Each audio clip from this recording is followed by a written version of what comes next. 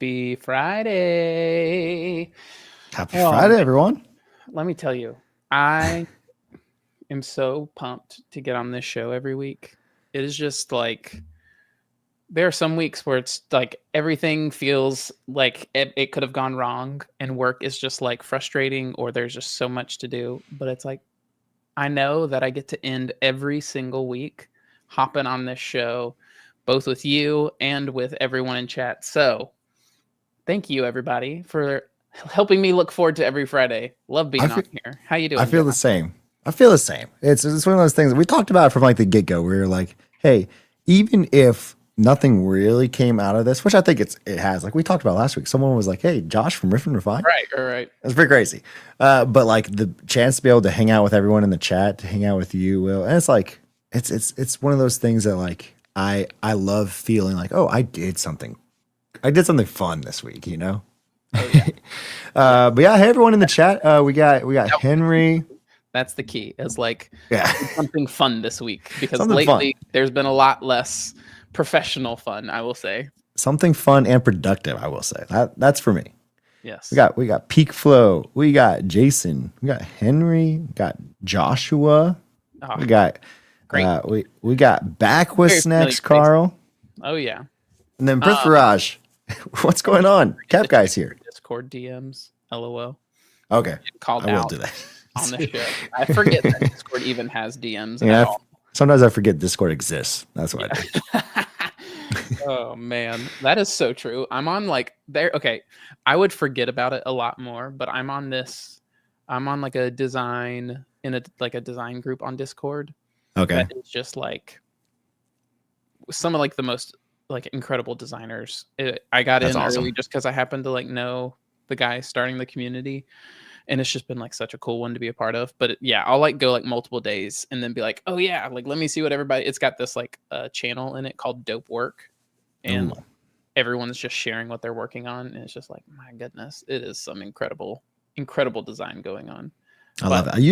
I used to be on Discord more, but then most of the people that I was interacting with, like in channels, I started interacting with elsewhere, like X or Yes. here on the show kind of thing. So it's one of those things that I'm like, I don't use it. I actually just posted.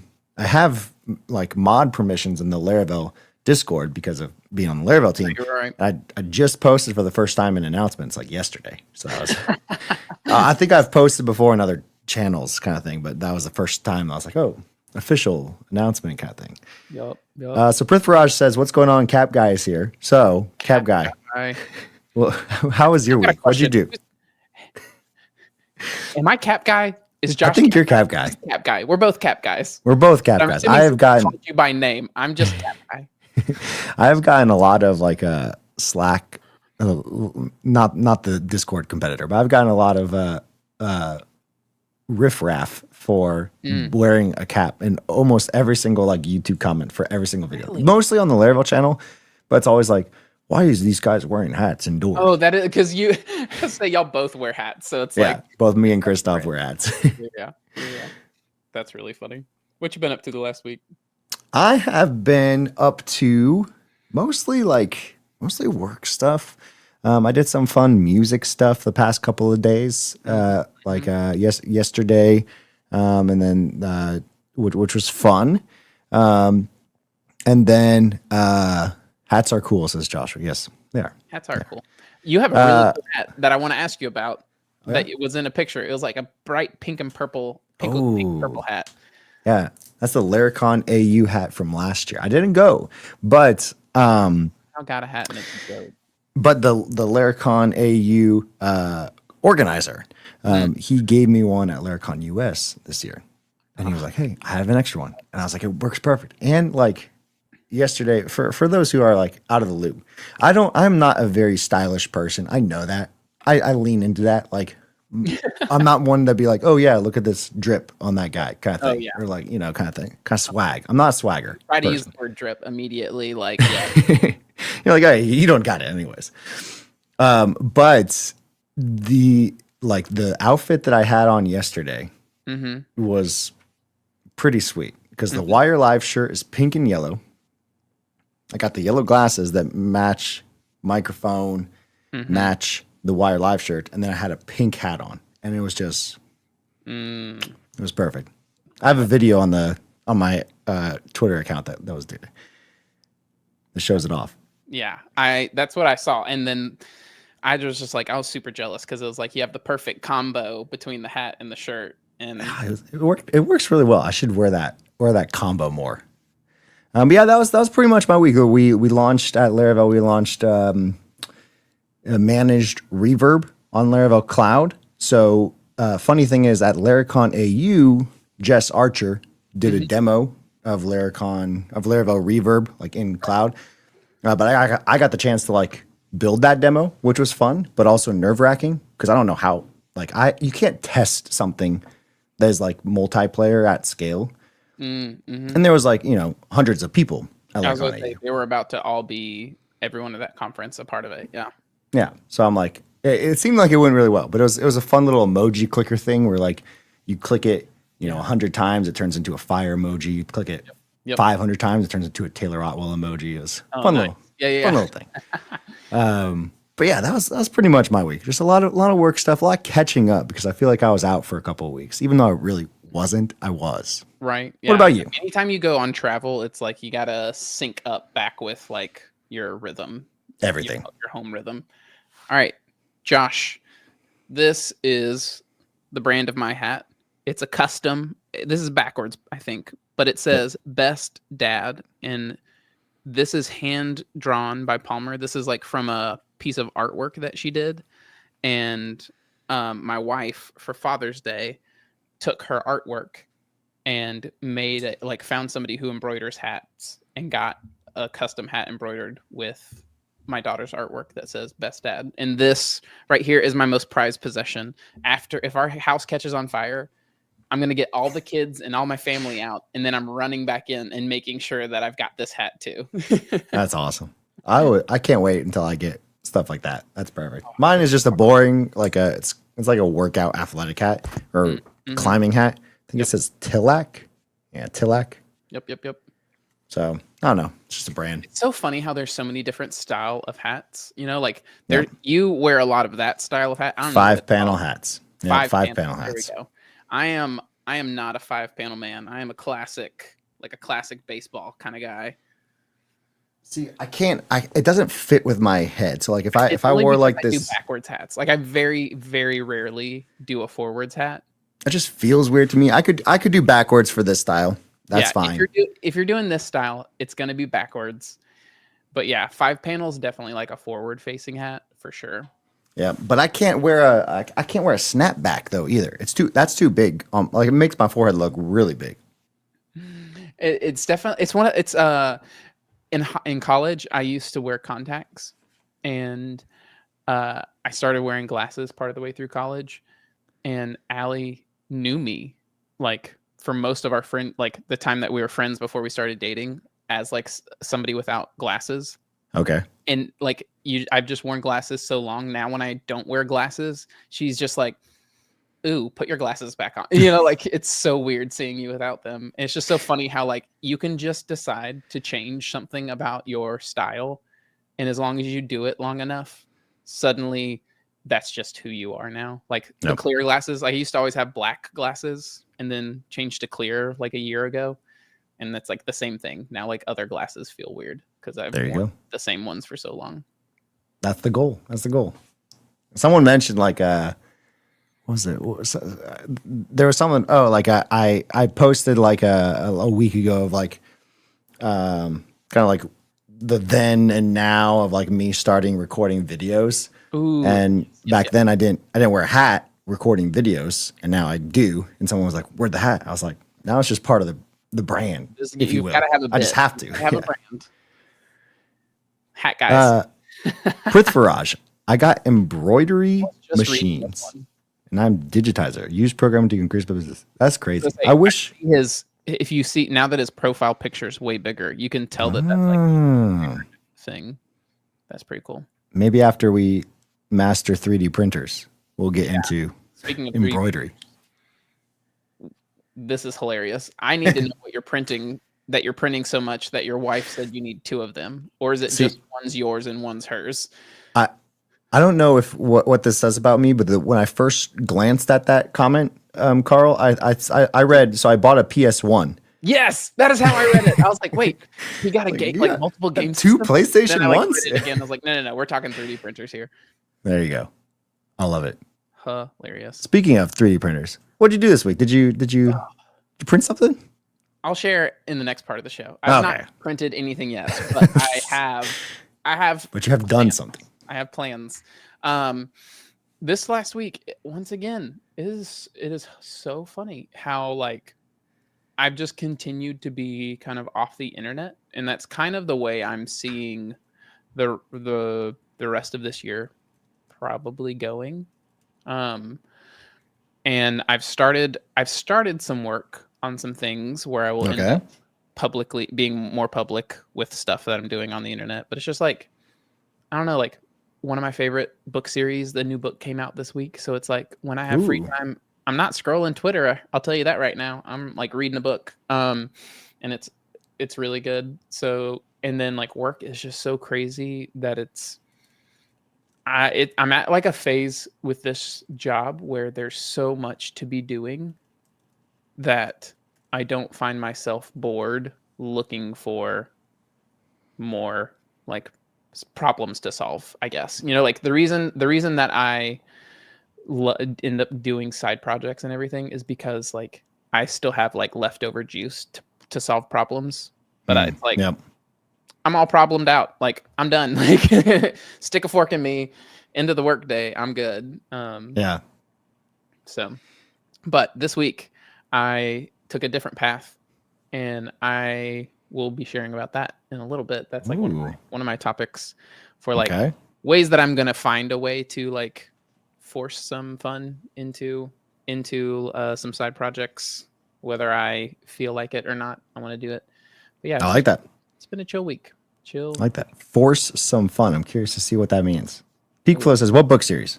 Ooh, it is the I don't remember the name of the actual book series, but it is the book is called The Strength of the Few, but it's the first book of the series is The Will of Many, so I'm going to look it up.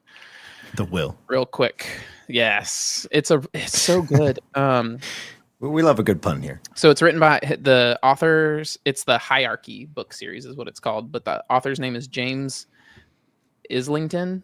But it's good. It's good. It's fantasy, but it's like it's based off of like it's got this like very Roman Empire feel to it. Yeah. But it's like think of Roman Empire, but like there's a little bit of like magic in the mix. Super fun. Yeah.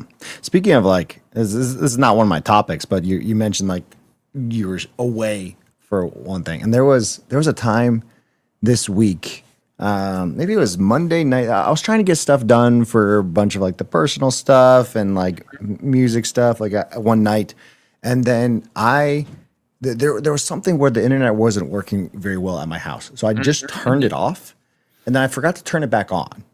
But because I was like, I was doing some writing, and then I was doing some music stuff, and like with tracks and stems and a whole bunch of different fun things. But then I was like, okay, maybe I'll start coding, and I coded for about an hour and a half without internet, and it was wonderful.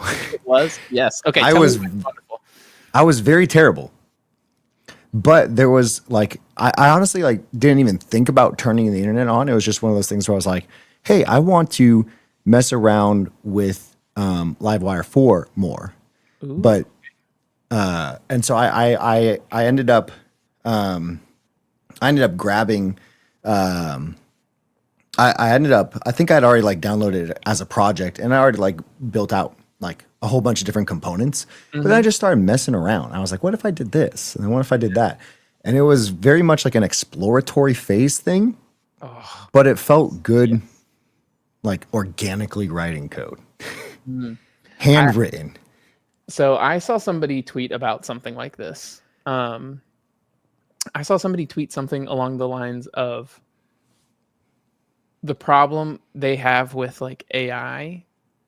Sometimes it's not like a huge problem, but they're like one thing that they noticed about AI was this idea that when you're letting like tab completion go or something like Yeah. that, you stop trying to think of how to solve the problem because you're just like going to wait for the AI to suggest the solution. Mm. And I like that. And they went on to talk about how they have like hotkeys for like turning off tab complete and turning on tab complete, etc. And I was like, I kind of like that. I kind of like that idea and it kind of fits with one of the topics we talked about last week, where how AI fits into a big organization, how like there Yeah. are parts of your code where it is good to like very strictly consider the solution because it's going to be consumed by a lot of like call sites, a lot of like it has a lot of surface area. And then Yeah. there's other places where it's like when you're consuming the thing that you spend a lot of time like designing the API for, then like that's how you can like leverage AI to like really cut some of your work down and be a lot more productive. But yeah, taking some time to like go analog, to have no help and to force yourself to run into walls is like a really fun way to be like, oh man, like I thought I was good, but now I know how I can get better. Yeah. It's one of those things where, and again, this isn't like one of the topics that I have. I guess it kind of blends in. But one of the things I was thinking of that I started, I said this about a couple weeks, maybe 3 or 4 weeks ago. I said how I've started to just write down of like, hey, here's 2 or 3 things I just want to do today. Like I know that it's in my head. And so I started writing down. But like that feeling when you're staring at like a blank index card and you're like, what do I actually need to do that's actually important? All of a sudden, like you start processing, okay, here's the 1 or 2 things that I'll feel accomplished for to do. So when I was staring at that blank screen, and I do recommend, I use Zed for my editor, and it has a way to like, it won't automatically tab for you. You have to hold control before you hit tab. And control is so weird on the keyboard, at least for me. Right. Because it's in a weird spot. So I have to consciously do it, and that's been helpful. But when I didn't have even that in AI, I was like staring at the screen. I was like, what should I name this? like the classic, what should this variable name be? Or like what do I actually need to pass in here? And like having to think through that was so fun. Like that blank page feeling is underappreciated. Yes. One of my favorite things to do is like to straight up like use AI to help me like code up a MVP of something and then to just like completely rewrite it from scratch after. Ooh. Because it's like, okay, I've used this to explore how all of this works together. You know, like what are all the pieces? How does it like, because that's like, to me, that's when things are hard to name or to like put a concept to, because you've not like fully explored like what the end state is, you know, like you're still unsure of how these pieces fit together. And so like, I love using AI to like move through the MVP phase and get to like, okay, here are all the pieces. Now let me go through and like manually name the pieces, put them together. How I want the pieces to fit together. Yeah.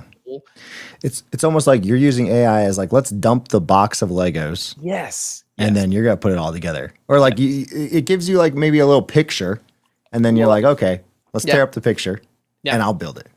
It's like, hey, help me find all the Legos and like, let's put together something that is like an airplane. And then like once we've got the idea of like how an airplane goes together and I know what pieces are used, it's like, okay, well, let me like fine tune. Let me get better pieces. Let me fix this feels a little rough here. Let's make it a little cleaner. Please don't dump a box of Legos. What are you talking about? Always dump. Look, you're a kid and you played with Legos. Rule number 1 was dump the box of Legos. 1, you gotta do that first. You have to be able to spread them out to find all the pieces that you want. And then 2, because there's nothing worse than having like a big tub and having to like do the scoop through a million times to try and find a piece. And then the other part was because it always makes mom and dad mad. And now on the other side of things, it is a lot less fun for sure. But as a kid, you've got to do the dump. You've got to dump it. And then just so everyone knows, this actually is my wife in the chat. Stop here, dumping the box of Legos. That's why she has the same last name. I didn't even realize that. Shout So out. be nice. Absolutely nice. Absolutely. You're like, actually, yeah. You're right. No, you You're know right. what? Yeah, Don't yeah. dump Keep it. it in the box. You're right. You're right. No, as a parent, definitely keep the Legos in the Keep box. the Legos in the box, But like, especially like I say full size, but I mean like small size, adult size Legos. yes. Keep those in the box. Oh man. Duplos, Duplos are dump not them. as bad until it's been like a few Christmases and you have a billion Duplos, but it's cool. You can clean. That's so true. Allie's definitely like that's your problem. You're the one who's like encouraging them. Awesome. You want me to go first? Are you Dude, gonna? hit it. Let's see it. What you got? All right. Let me go ahead and share my screen real quick because this was cool, and most people might have seen this if you have been on X at all in the last couple of days, maybe. Mm-hmm. Go ahead and share this right here. We'll share this screen and share screen and specific tab. Actually, I'll go ahead and do entire screen real quick. All right, let's add this. So I saw this. I'm not one to like be like, hey, here's like art, because I'm not. I don't know. I'm not someone who thinks about art. Yeah. I haven't bought art. I'll say it that way. But I saw this. 1 sec, real quick, before you get into this. Do you know what he's talking about? Oh yeah, I know what he's talking about. Don't worry, Jason. This is a family. I did not save it. I did not bookmark it. Family friendly stream. We never. This is not that type of show. I saw this and I just kind of like I just kind of glossed over it for the first time, and then I started digging into it. Right. This artwork is called "The Fall of Icarus." Immense planning. I think this was only, just like yesterday. Was that yesterday? Immense planning and technical precision was required for this absolutely preposterous but real view. I captured my friend transiting the sun during a skydive. What? This might be the first photo of its kind in existence. What does that even mean? In the sense of like, I think so. He talks about he had to capture this in hydrogen alpha light to resolve the sun's atmosphere. I have no idea what that means. I'm not that good of a photographer. Right. But okay. I don't like know the details of this, but what he's saying is like he skydived when he dove off, it's like zoomed in to where the entire background is the sun. Yep. And the way that the type of camera that he had and the exposure and whatever the settings, et cetera, allowed him to actually capture the details of the sun. Yep. That's why I kind of gathered. And then look at this shot. Wild. I was like, I've never been tempted to buy art, but this looks so cool. Incredible. And the first thing I thought of was like, it's crazy that you don't realize that's what's out there. Yeah, this is what we look at every single day that burns us in Phoenix, Arizona, because it's 120 degrees in the summer. Feel it for sure. But you're like, it's crazy how beautiful something like the sun can be. Oh my word. Also, I love how it's like crazy how small he looks despite being nearly 50 million times closer than the sun. Yeah. He has a...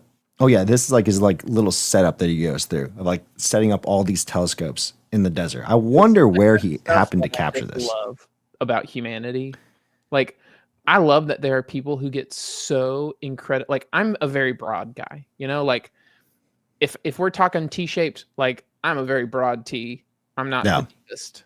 I just love learning a lot of new things and getting to a decent form of like understanding of how to do the said thing. But then there's people like this who it's like, hey, I love science and I love photography. I'm going to take it to like the absolute limit that you possibly can and come up with something brand new that nobody has ever thought of before. And it is just insane. And the thing that I think about is the thing that like made me want to like talk about this is one, I want to know, cause he was like, I think the photographer like actually likes the close up, but so those in the chat, Do you prefer the big one? I prefer this one over Absolutely. over the close up, You or lose do the you prefer the detail. close up? Like the detail is there in the close up, But then but you like don't see the grandness of zoom it. out, it's the flares off the sun that's Yeah, it's the like the solar flares where you're like, oh, that's the sun. It's not like just some like because when you're close in, you're like, okay, like I lava. know that that's the sun, but it's Yeah, also could just be some ink that's been mixed together. and it makes you think of like this is an actual picture. So like that's the thing I want to talk about. It's like, oh, like in the world of AI where you could generate this easily. Mm-hmm. Like, oh, dude in front of the sun. You're like, oh yeah, that was a real picture. Right. One, this dude, Andrew McCarthy, is like, hey, actually, I only have one shot at this. So Yeah. I'm going to spend literally probably, I don't know, days of planning, probably even more, Yep. setting it all up. If he did get that shot, like he probably would have had to like spend either a bunch of money, try to do it again, Mm-hmm. or just, hey, I'll do it next year. I don't know, or something Right. like that. Yeah. Yeah. Like that kind of commitment is crazy to me. Also, I'm now just like realizing, like, then the like he said he like flew up on a light aircraft, Yeah. and then it's like, well, then the light air like he was the pilot. There's not multiple people on there, so it's like, well, wonder what happened to the plane that he jumped off of and left in the sky. That's what I was thinking. I don't know if he was or if they transitioned, but I think like what it looked like was like a parasail. Right. So I don't know how that happened or worked out too. It's like it's crazy. That's Yeah. so cool. I mostly was thinking of like, okay, what are the comparisons that we have in the like the creator economy developer world where it's like, okay, you could, and it's interesting that we talked about handwritten code before this, Mhm. but like you could easily just generate that with AI or like take a picture, take a good picture of the sun, copy someone over it. And theoretically, that's just, oh, it's just a great edited picture.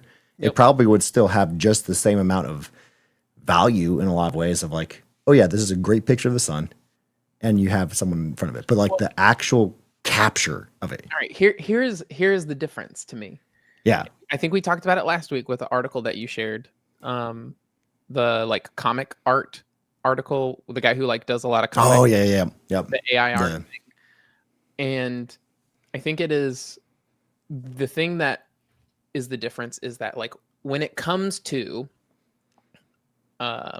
honestly anything, but especially things that fall more on the spectrum towards art than utility, like Mm. there's a big spectrum where they're like there's artistic things that are not necessary for life, they're just like very nice to have, and then there's the other side where it's like full like pure utility. I'm getting this because I need something that gets the job done in the best way possible. Yeah. I think it still applies on both ends of the spectrum, but more so the further you get to the other end, which is like people don't buy the thing. They buy into like emotion or story.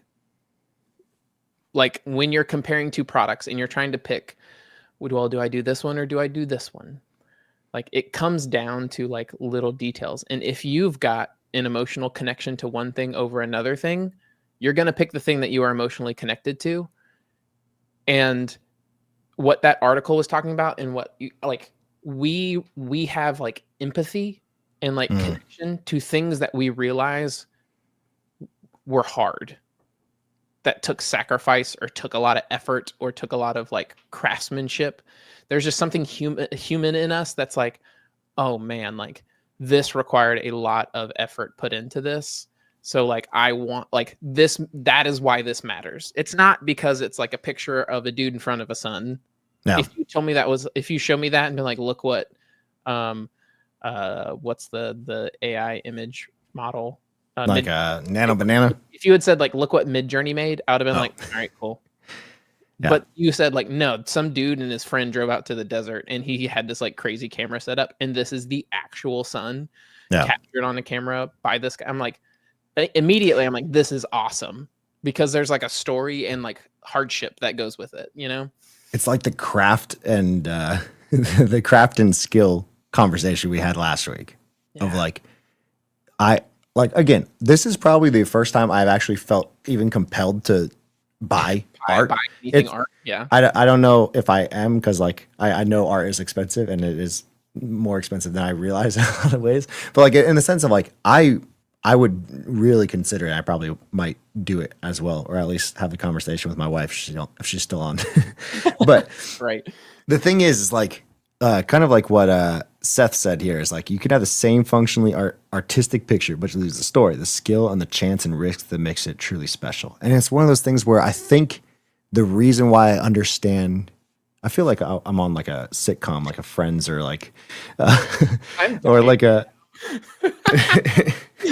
Kara, please come on the show more.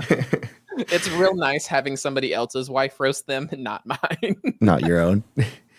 But like I feel like I'm on like I don't know if it's Friends or like a New Girl episode, but I'm like, oh, I finally understand art. But it's because there was that craft and skill involved. And it's like, hey, this was so special. Like this is a one of a kind of picture. Yes, 100%. And then this, like, okay, Jason, I want you to explain this. All right. Doesn't make you wonder all that effort that could have been 3 prompts and how we think about it. What do you mean by and how we think about it? You're like, oh, when does the effort pay off? That's a good question. I actually had that question, completely different topic, but I actually had that question this week where the thing that I was helping out with music on this Wednesday, I said, I think I even said this to my wife. I was like, hey, I don't know if what we did actually was worth the output in the sense that the effort that I put in was a lot and I wanted to make it as good as I possibly could, but the output didn't feel like it. But at the end of the day, I think it was worth it because I knew I put everything into it. That's it. That's, and then this one, right? That's a guy spent weeks planning $1,000, etc. We're like, wow. Yeah. I think I know, Jason. I know that you meant like the difference between this one was man, one was wow. But there also you could also make the argument that like, man, this guy put so much effort, and people are like, wow, that's incredible. But like that's all people are saying is like, wow, that's incredible. Yeah. You know, like that there is inherently this like, I think you hit on it, which is people will appreciate it more. And like if you're doing something that you're hoping people purchase, then like you'll probably get a lot more bang for your buck by having it be something that you're like putting a ton of effort into. But also like I think it comes down to like personal fulfillment as well. Like that's definitely a huge part of it. And maybe it's not even like as the output, and I think this is I think for myself too, but I think the output is you want the right people to say, oh, that was cool. Okay. Yes. That was worth it. This comes up a lot. All right. I have this same thing where it's like, there'll be like, if I go incognito on the internet, like I have lately, you know, like immediately your reach on Twitter just gets like obliterated. Yeah. You know? You're like 3 people. Yeah. Likes. Like, and then you start posting stuff and you get like a tenth of the likes or whatever, you know, like just a small fraction. But it's always so interesting to see like who the people, like when I do start posting again, who are the people that are seeing my content and liking the stuff that I'm posting and knowing like, man, like the fact that these are the names of the people who are interacting with me on the internet is just, even if I get to a post that has like 1,000 likes or more or whatever, I really only like you get like a few of them, like 10 to 20 people. And it's like, man, if those 10 to 20 people liked this, I did it, like nailed it. It's more about like impact than impressions, you know? I think about that all the time with people who even like follow me. Like I know that followers don't matter at all, really, in the grand scheme of things. But like knowing that, oh, I have whatever 7,000 followers, but really there's like a good 100 that I'm like, oh, it's so awesome that I can interact with like this particular I managed person. to be like put out stuff that made them think I would like to follow him for sure. There was another piece to this. Oh, the other piece is down this rabbit hole. So if you do something that's like super high effort and you're wanting to like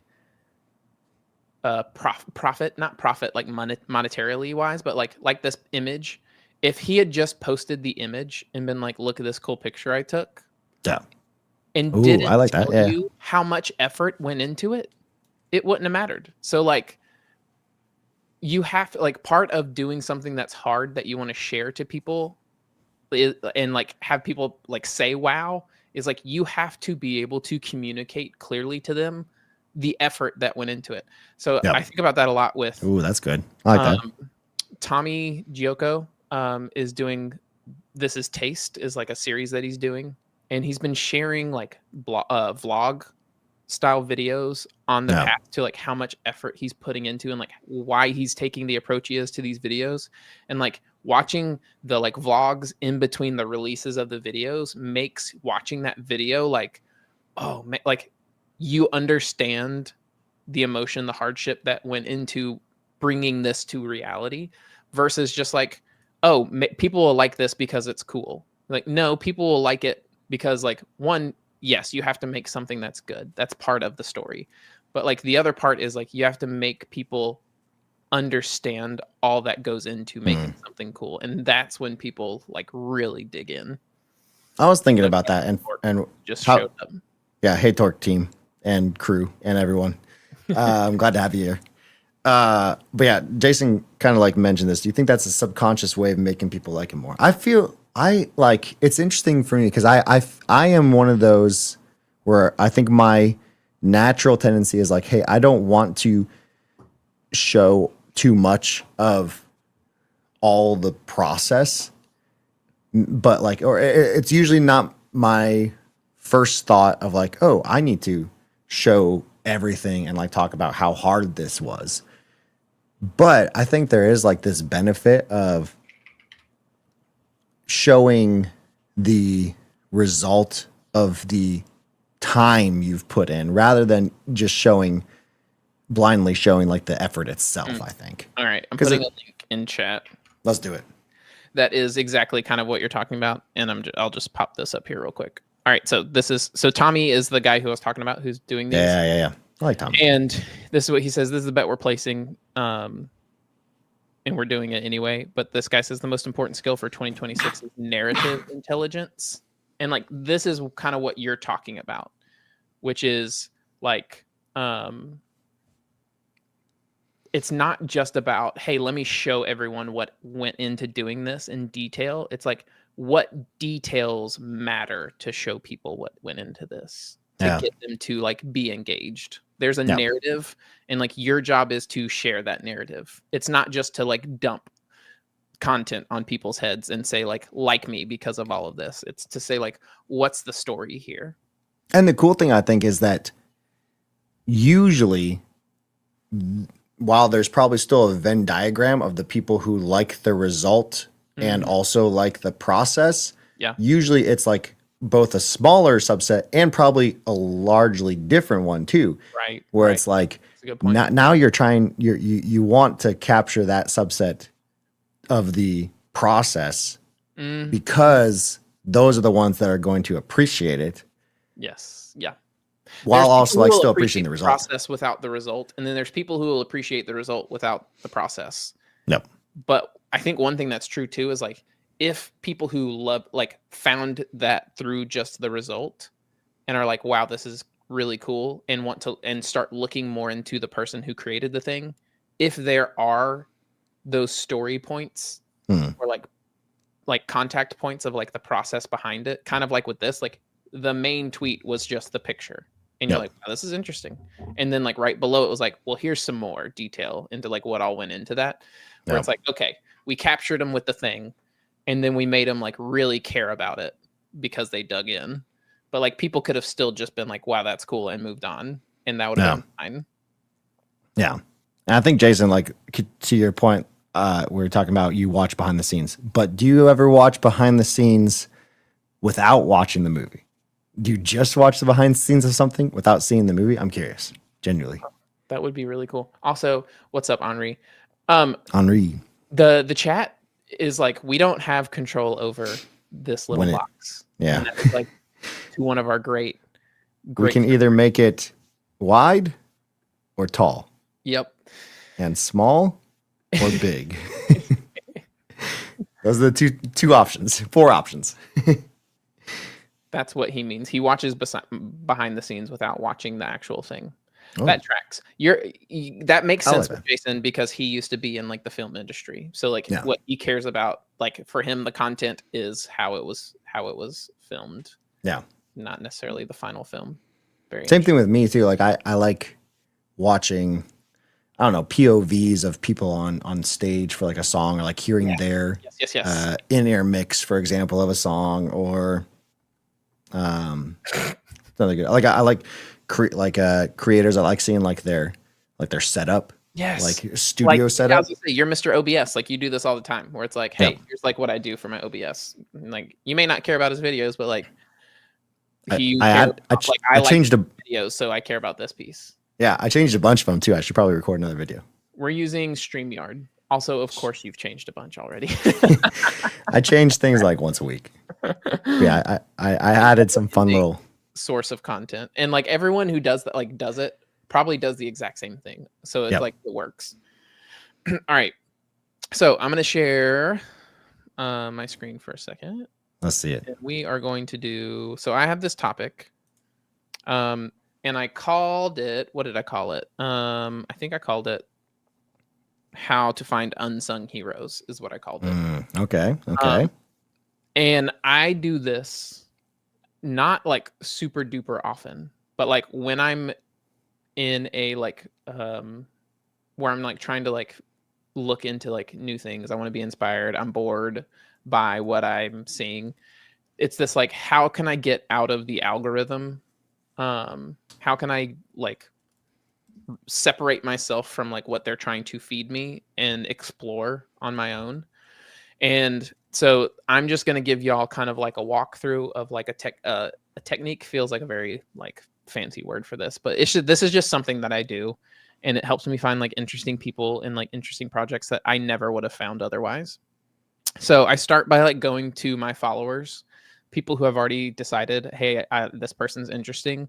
And Okay. usually what I have in mind is like a project when I'm doing this. Like I'll have like, oh, I want to like find more pixel art or something or whatever. But in this case, I was just scrolling through here to trying to figure out like what I could do for showing y'all real quick. And I ran across this guy, brain through design, code and art at Paper. He's been at Basement. I'm like, this guy's super interesting. And then like he's super interesting. That's why I followed him. So like I will click into his profile and I will not look at his stuff, but I will go to see who he is following. Okay. And when you do that, when you like look at like, well, who is this person following? This is how you are able to like jump out of the algorithm. And because usually, and especially like the more targeted the type of account it is, you'll get like even deeper into that niche because like everyone has a thing, you know, like you are super into video. I'm not, but I do like video stuff occasionally. So like if I just like jumped into people you follow, it'd be like probably even deeper into Laravel and deeper into like content creation than I currently have in my algorithm. So like that's a way to kind of jump in there and start peeking through interesting people. So like I pulled up a few people from his follower list to kind of explain that, where it's like, okay, this is just like very interesting stuff. Like this is someone that he follows. Clearly he follows them because this kind of style that they have. Yeah, That's interesting. like very interesting. And it's like not something that I've seen before. So it's like, boom, already inspired. I may not like every bit of it, but it's clearly getting like a different taste of content than like what I get in my feed. And you just like, you can keep doing that and get a bunch of different, like for instance, like this one's really interesting. He's clearly from an Eastern country, and so like the style of things that he has is like very different as well. And it's very easy, like very, very easy to just like go down the rabbit hole of like, oh, this is cool. These are people that they follow. So for example, this one's like one of those examples of, okay, I just happened to notice that he was following this account. Yeah. And this account like redoes pixel art for like Pokemon, old school Pokemon, and like changes the color palette and redoes like the artwork to make it like look new and different and better in a lot of cases. So it's like super cool pixel art style. And it's like, if I'm really liking this, then I know that if I go to their following count, then I'm going to find even more awesome, like you can see here now, like even more like awesome artists and pixel artists that they think are really worth following. So it's like super cool way to like jump out of your algorithm, start digging into like, hey, I followed this person because they're interesting. Who do they think are interesting? And just keep following that, like pulling on that thread. And you can like get some really new, interesting like content and follows, kind of taking that pathway. So just that's sweet. To share that too. Thought that'd be a fun little walkthrough. Nothing too crazy. I love that. So just to recap for everyone, Ramsey, you're joined as well. So you're saying you look at the people you're following that you already like, because like there's a reason I followed people.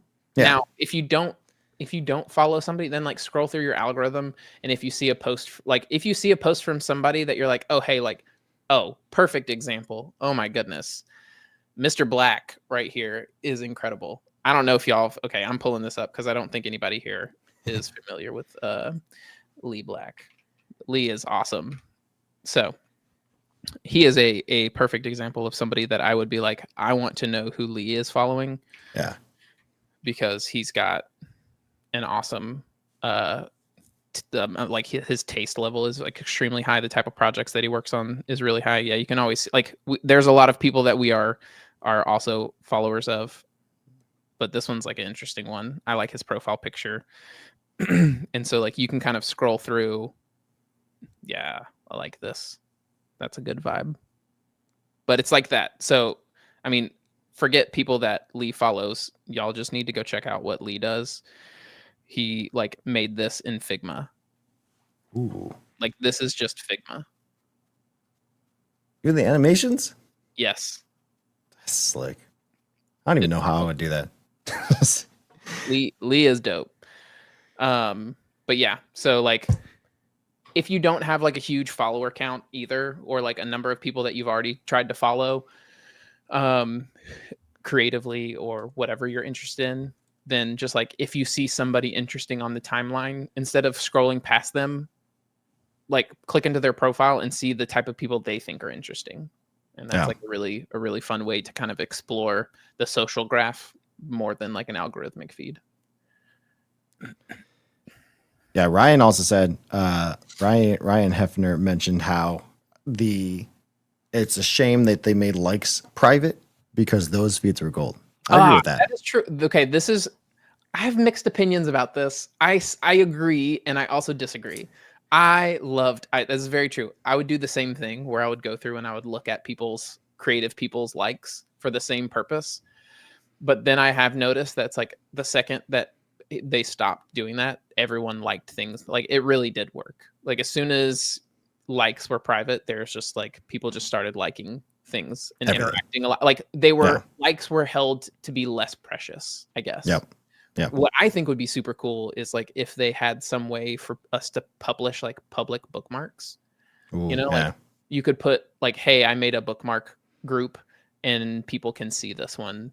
That would be clean. That's what Pinterest is, but like I would love if Twitter brought that feature to where I could like, well, what is like a group of posts that somebody like bookmarked and is like really good. Yeah, Seth, you're really leaning into your name right there too. That's impressive. I have trouble centering a div in Figma. Says Seth centers the div. Joke here. I think there was benefit to the likes, but like you said, I think now likes are not as precious. But it's also at the same time, like now something that was like a super low barrier to cross for like impression, like indicating you liked something or cared about something. Yep, it was very valuable. But now more people like things that they probably would have had to give a second thought, like, should I like this? Is it worth it for people to see that I like this? Absolutely. So speaking of like behind the scenes stuff, I have a cool little camera shot now. Good. So like, I want to see you. Of course. Is this like camera shot number 6? Angle number let's see. 6. It's actually below your desk, pointed up from. Okay, that's fun. What is your goal with this angle? The goal of this angle is like to have a behind the scenes shot of like, hey, I like to show that there is more than just the desk. Man, this is why I'm like, look, this is just a room in your house, correct? This is just a room in my house. Dang. I've got a lot of work to do. So like the goal is like to show like, oh, there's a lot more that you can't see that is going on. Like this is technically 3D printer right there. Does your desk just float in the middle of the room? This is like close to the wall. Close-ish. Okay. Okay, that's not that far away. So it is facing the corner of the wall. Nice. Okay. I'm gonna have to do some like I'm just such a I'm such a designer in one sense. Like I'm not an interior or like a video designer. Like I'm a designer. So I'm like, grids, alignment. Okay, my desk must be against the wall right here so that there's the most space in the room. Like if I just picture putting something like in the middle of the room, I'm just like, I don't like that. That's throwing but like it's a completely different form of design that you're trying to think about.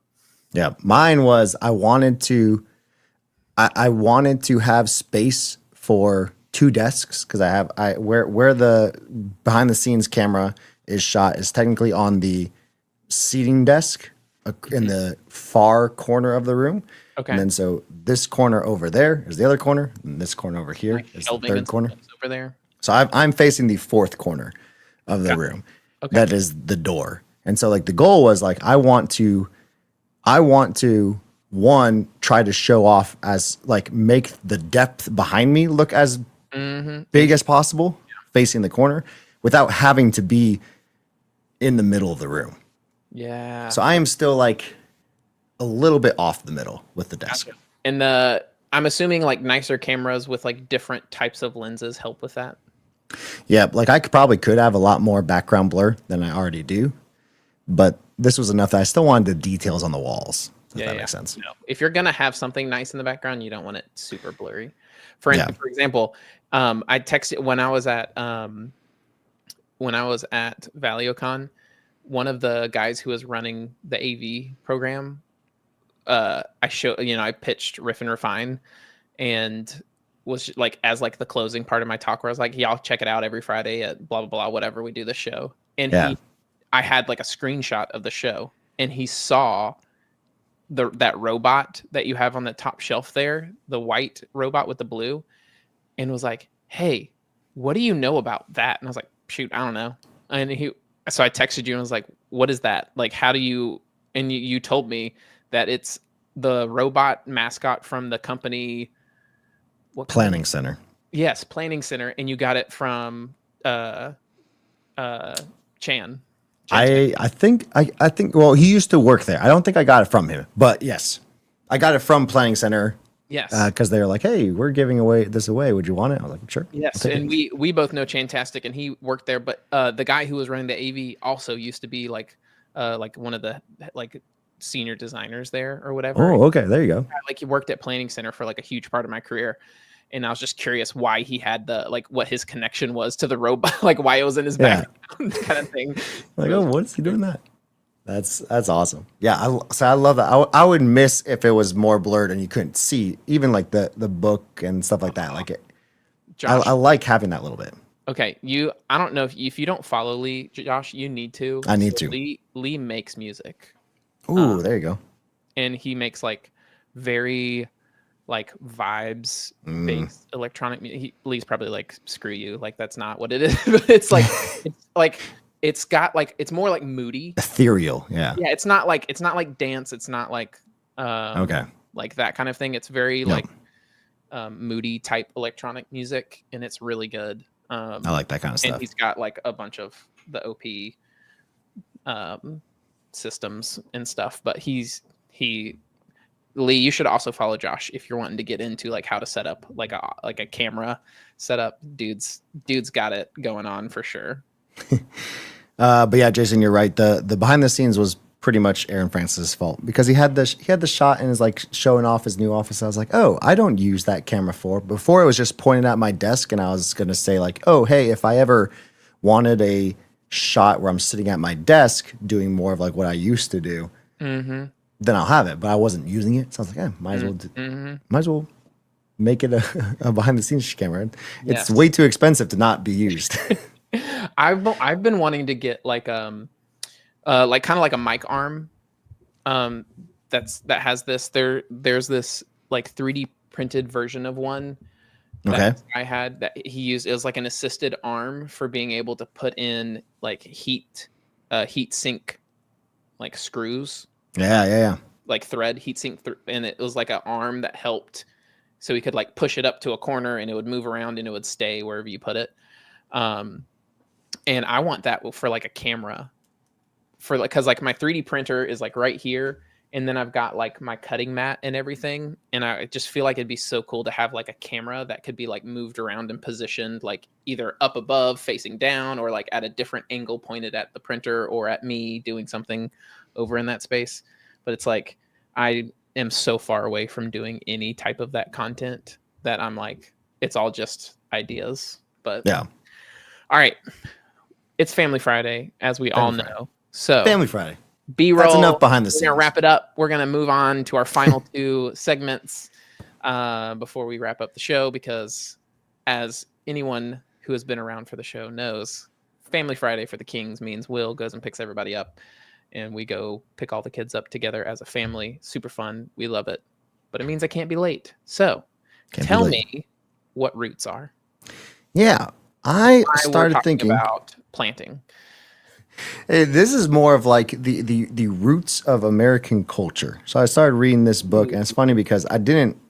Aaron Francis, friend of the pod, did not send me this book or tell me about it, but it came up in his actual newsletter today. Oh, really? It's called "Against the Machine" on the unmaking of humanity. And you just happen to already be reading it as well? I happen to already be reading it, so I don't know. We follow the same circle, I guess. But there's this part of it, and I'm not finished with it, but there's this part of it that talks about how with the rise of AI, with the rise of the technological advancements that we have hollowed out the roots of humanity.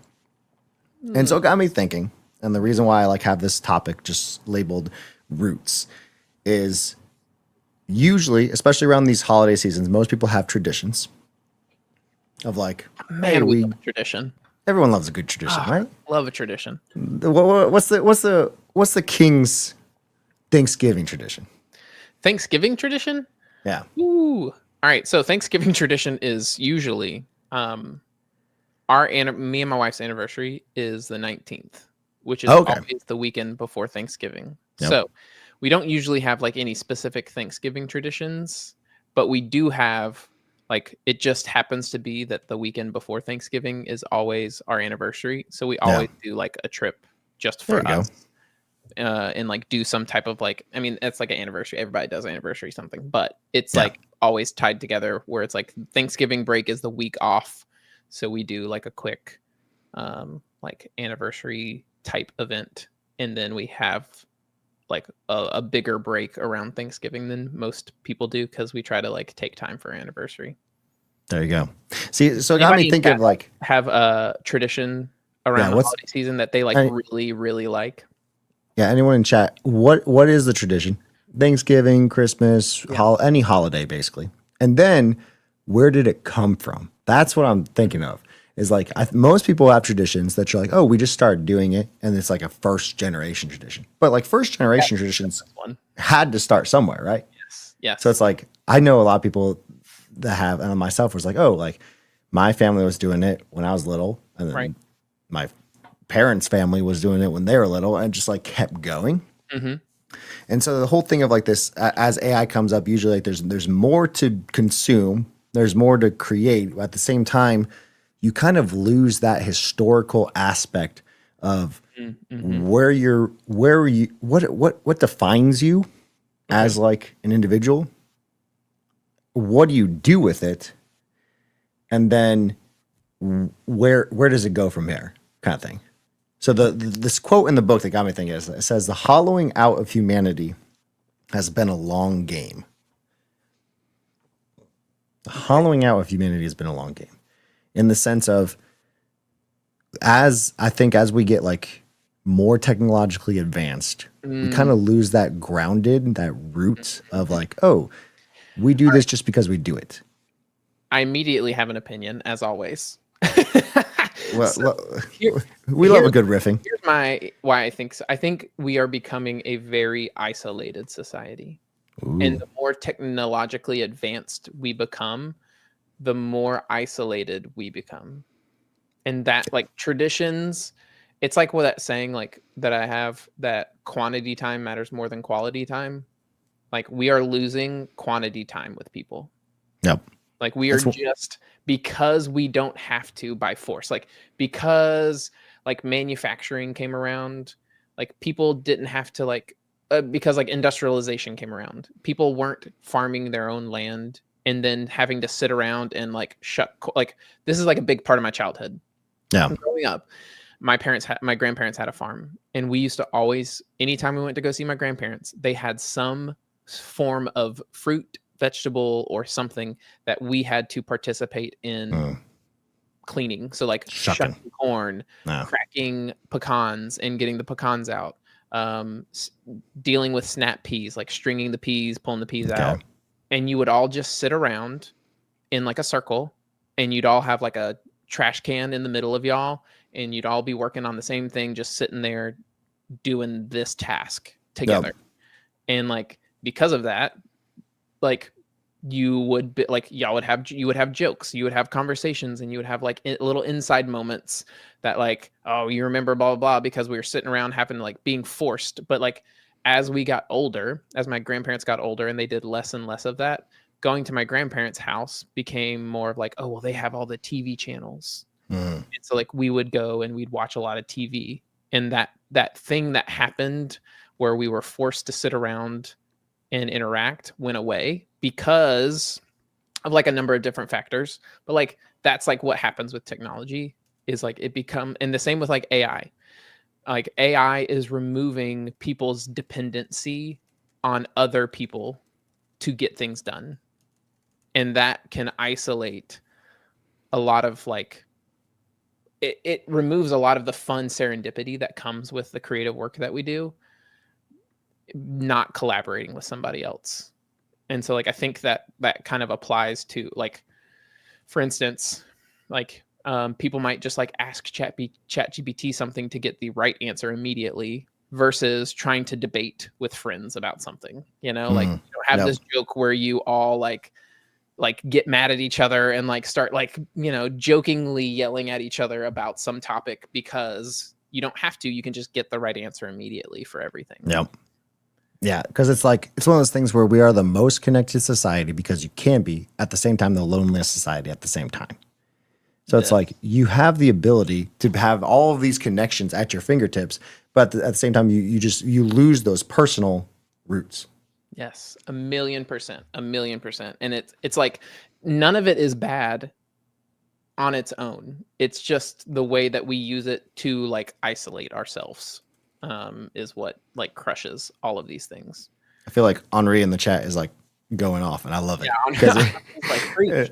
And like Lee's thing that he shared too, about like the studies on like the smartphone usage and how devastating it is for like these dopamine engines that pull people to their phones instead of forced to like interact with the society around them. Yep. It's like, one of those things, with the world in your pocket instead of the world you're in. And we say this like almost every week in some shape or form. It's like, we love technology and AI and like the tools it gives. Yeah. But we also can love that, but I also acknowledge that by and large, the large majority of it is so much better when done together. Yes. Yep. 100%. That's why we will next year, fingers crossed, or sometime, do some type of in-person event. Like, that is like, the goal. Like, we're not doing this so that we can just hang out on the internet on video for everybody. Like, we want to get in person. Like, that is like all we want. And we want everyone in chat right now to be there. Yes. That'd be so fun, right? That would be awesome. That'd be awesome. All right. I'm going to share my last thing, and then we're going to wrap it up. The two things I want to share is that I have 2 side projects. This is the like Ooh. forced fun that I was talking about. So Okay. What one are you is forcing? I am going to give a talk at React Miami, hopefully, which means I need to like put in some CFPs.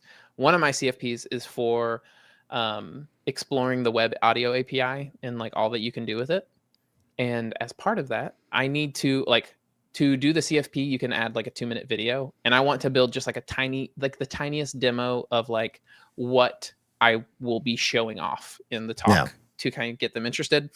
And I've been struggling to find time with that. I finally like had like 30 minutes this week to like prompt ChatGPT to get me like going on it, and started like doing the part where it's like, okay, I've got all the pieces. Let me like put it all together. I don't have anything to show yet, but as soon as I do, believe me, I will share it with y'all. But I'm building a synthesizer as like the little demo, Okay. based off of this like this other synthesizer I saw. Let me see if I can like. Oh, it's in my Notion. High chord. No, but if y'all have like the reason I like this one is because it's like oh, let me go to my profile. But the reason I'm bringing this up, I'm going to show this video. I'm going to show the video as well, but I also want to ask for help. I like to name things. So like I want to have like a name. It's going in my code base, and I want to have like a name for what I'm going to end up building for like the talk, as like we're going to ramp up by showing like little tiny demos of different web audio API features. Yeah. But it's going to end in something that is like a loop. One of those things where you can like record something and put it on loop, and then record tracks over it and create a song live. Yeah. With different things that like record it, loop it, and then layer it on top of that. So like that's what I want to do. It's going to be like very like synthesized, electronic based type deal. So I want chat to like help me name it. Y'all don't have to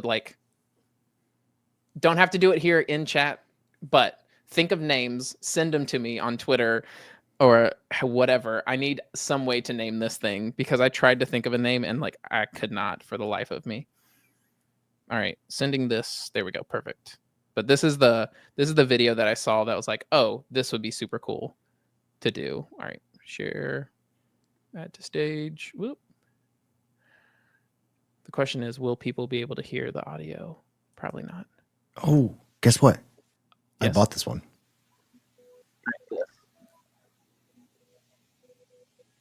Can you hear that? I think it's coming through your microphone. Okay.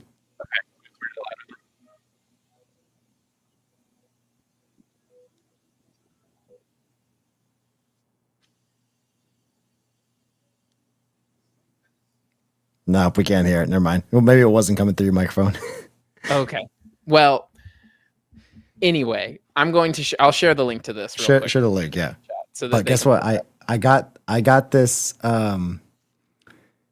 because I bought one of This Is Noises, that company's MIDI controller, one of their MIDI controllers.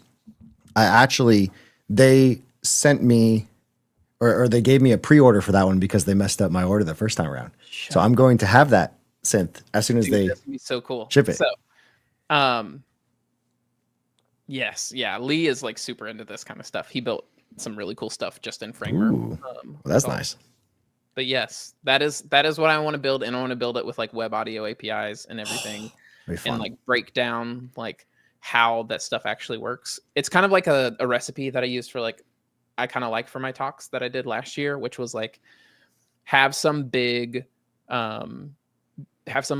big demo thing, show like little tidbits of like, hey, here's like individual interesting pieces of this technology, and then show them some without like trying to show them how to do this thing. Try to like have some demo that like blows their mind in some way. That's like, oh, I could add up all those pieces and create something like this kind of thing at the end. Oh man, that would be fun. Yeah, no, Lee, believe me, Lee, I will be messaging you if I'm struggling with some of the details, because it's like it's one of those things where I want to do it. I'm gonna do it live. Like I'm gonna legit record on stage and make a song at the end of the talk live. And I haven't decided yet. One of the things that I've like figured out that I can do is like create like an auto tune Okay. with the web audio API. And it's like, I kind of want to see if I can do that, but then I'm like, I don't want to sing on stage. So I'm leaning towards like only doing like a strudel style, like just layer some stuff together. That's what I was going to ask if you or anyone, but doesn't require any like voice stuff. But yeah, one of the earlier demos, I'm gonna do like, hey, here's how you could build an auto tune with it, because then I don't have to like actually make a song. I could just be like goofing off with the if you bring a microphone, what you could do, kind of like what Henri's talking about in the chat, is you could like maybe like on stage, you could just like go to the front row and like start recording. Oh, like, shut up! Just like just a sample. Yeah, just sample it. Dude, that is but has anyone in the chat, I can't remember if we talked about this, Will, but like you mentioned strudel. Has anyone in the chat like played around a lot with that? I've only like seen generic demos of it, but it looks fantastic. It looks incredible. Looks fun. Okay, I saw Touch Designer recently for the first time, and like software like that is just makes me like music making software and software like Touch Designer are all just like I want to like spend a year inside of that software. It's so cool. All right, check out Loop Pro. I can't wait to show, now that Lee's mutual friend, I can't wait to show Lee and everyone once my guitar has like finally taken shape, because all of these pieces are being put together with it. Cannot wait. All right, and then the last side project is like something different where I'm not doing like, normally I like build things and work on things that it's just like sharing in public kind of thing, because I'm doing it. This is like something everyone can enjoy, but I'm not doing that for this one. I am working on, this is what I'm going to use my 3D printer for. I'm going to make a keychain, but it's only for designers or anyone who like cares about it. But specifically, it's meant to be like for designers. So, have you ever heard of Alvin cutting mats? No, I don't believe so. So it's a very designer thing, especially like if you went through like traditional design school more. So Alvin cutting maps are like this green mat. It's reversible, but it's like you use like an X-Acto. You use an X-Acto for it. Okay. And cut with an X-Acto on top of it, and it self-heals, and you don't like scar up stuff that's under it. It's like a very like, if you're a designer, you know what an Alvin cutting mat is.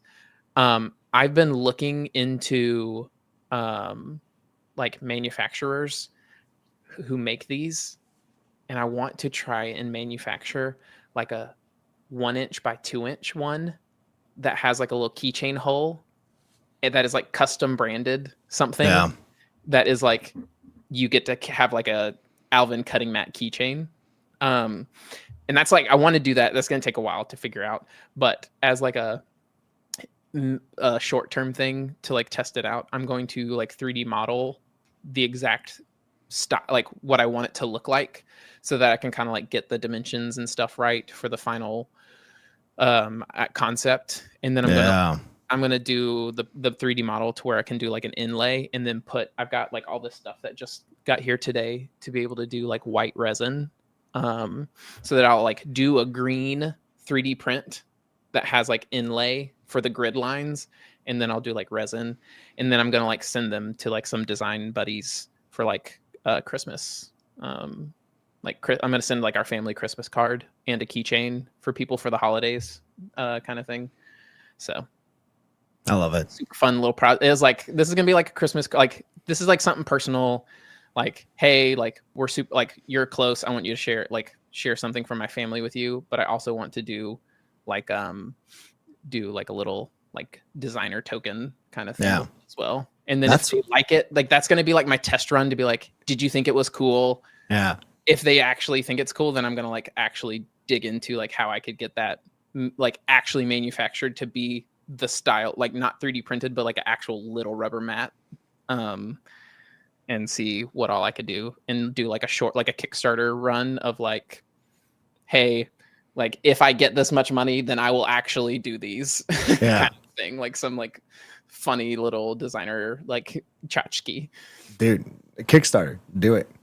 Couple it with a mini Swiss Army craft knife. Oh yes, 100%. Kind of a similar idea, but real quick, I've thought about now, like I want to, for close friends and family, start making 3D printing stuff for Christmas gifts. It's like the perfect time to like try new things out. Perfect time, 100%. That I is love like it. it's like the I've been like so stuck because it's like, well, what do I make? And then it's like, come up with something for somebody else. Problem solve. Like quit trying to like think of some great thing on your own and just like do some fun stuff for some people. So I'm excited to try and get that going here in the next week or two. I've got all of Thanksgiving week off. So there we go. And then you can show it off on the show. Absolutely. Absolutely. Well, what are you doing this week then? This week is the last week that I will be at work before Thanksgiving. I'm going to try and get the synthesizer demo done, like the little one, not like the full thing, but just like the little one, so that I can submit my CFP for React Miami. I've got 2 talk ideas. The web audio API is just one of them, so I'm going to try to get those put in next week and find some time to do that. And then it's just work, and then get to like in the midst of all that work, enjoy the show on Friday. I've got a guest for us. Okay. There you go. To this last week. So I need to reach out to a couple of guests that we mentioned. We need to line them up. Line them up. Have somebody for next week so we can have a guest. Fantastic. I love it. Yeah, next week I am not doing too much, honestly. We've got some big projects coming up on the Laravel pipeline in terms of from the DevRel side before December. So that's going to be my like big push. And then there's not going to be too much to get done in December kind of thing. I love the end of the year. Like everyone's just like, listen, like it's software. We're like, nobody's buying software at the end of the year. Like, yes, like do your job, show up, but like, we're not going to try to like kill it. At the end of the year, everybody take a little relaxing time.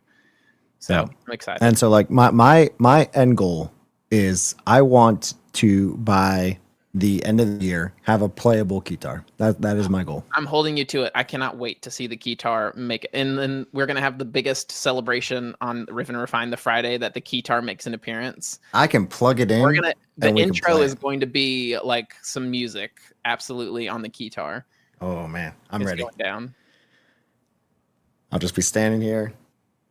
Absolutely. Dude, I cannot wait. It's going to be so cool. All right. That's it for the show. It's Family Friday. This has been Riff and Refine. Thank you all for coming. A couple of new faces. It was great. Thanks for coming on and hanging out with us, Lee, and everybody else. Yeah, thank you everyone in the chat. Here. It's been a fantastic Riff and Refine Friday. Absolutely. Keep riffing. Keep riffing. Have a good weekend. Peace.